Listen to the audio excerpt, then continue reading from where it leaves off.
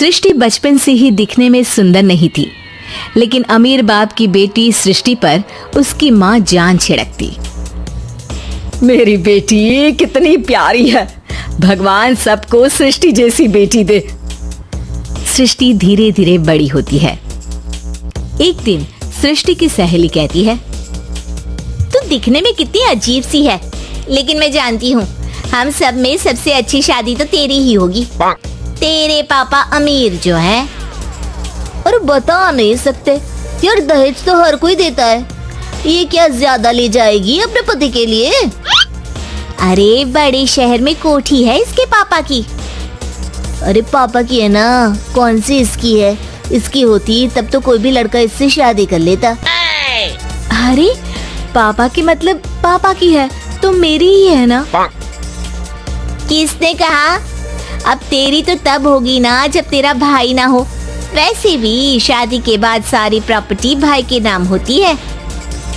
सृष्टि समझ जाती है कि उसे किसी भी हालत में माँ बाप की सारी प्रॉपर्टी को अपने नाम करना है, लेकिन कैसे? एक दिन सृष्टि का भाई शीनू कहता है, बहन क्या कर रही है? तुझसे एक बात करनी है। अरे हाँ करना, मैं तो तेरी बहन हूँ। बहन मेरी लाइफ में ना एक लड़की है, बहुत अच्छी है। मैं सोच रहा हूँ माँ और पापा से बात करूँ शादी के लिए। सृष्टि को समझ में आ जाता है कि भाई की शादी होते ही भाभी उसे एक दिन भी घर में बर्दाश्त नहीं करेगी। क्या बात है भाई, बताना कौन है वो? यार वो बहुत अच्छी लड़की है, पढ़ी लिखी है, मेरे साथ जॉब भी करती है। बस एक प्रॉब्लम है। हाँ प्रॉब्लम? क्या प्रॉब्लम है भाई? यार वो शादीशुदा है, लेकिन उसके पति ने उसे सिर्फ इसलिए छोड़ दिया क्योंकि उसके माँ बाप दहेज नहीं दे पाए। सृष्टि ये सुनकर न जाने क्यों खुश हो जाती है। अरे भाई तो क्या हुआ, लड़की तुझे तो पसंद है ना? शीनू को लगता है कि बहन उसे समझ रही है। वो इस बात से अनजान होता है कि उसकी बहन की मंशा पूरा घर हड़पने की है। सृष्टि अपनी माँ से कहती है, मम्मी मुझे तो बहुत चिंता है। पता है शीनू क्या कर रहा है? अरे क्या कर रहा है? वो तो काम पर जाता है और वापस घर आता है। नहीं ना माँ, वो यही तो नहीं कर रहा, बाकी सब कर रहा है। आपको पता है उससे प्यार है, और वो भी एक शादीशुदा लड़की से। ये क्या हो गया? मैं सोसाइटी में क्या मुंह दिखाऊंगी? अरे तेरे पापा तो यही कहेंगे कि मैंने ही उसे बिगाड़ दिया है। माँ देखो, मेरी बात मानो, पापा पर भी विश्वास करने की जरूरत नहीं है। अब आप ही बताओ, पापा इतनी देर घर के बाहर रहते हैं क्यों? बोलो। अरे बेटा वो तो नौकरी करते हैं ना। तू बहुत भोली है माँ। पापा का ऑफिस तो 7 बजे खत्म हो जाता है, लेकिन देखो कितनी देर से आते हैं। अरे नहीं बेटा, ऐसी कोई बात नहीं है। सृष्टि माँ को एक औरत से बात करते पिता की फोटो दिखाती है। देखो माँ कैसे हैं पापा। मैं ना कहती थी कि पापा सही नहीं है। मैं तेरे पापा से बात करूंगी, दे फोटो मुझे। ओ माँ, वो तो डिलीट हो गई। लेकिन चल, तूने तो देख लिया ना। पापा से बाद में बात कर लेना, और हाँ मेरा नाम बिल्कुल मत लेना। हाँ माँ। अब क्या था, सृष्टि के माँ और पिता के बीच झगड़ा होना शुरू हो जाता है। सृष्टि के मन में क्या चल रहा था कोई नहीं जानता था।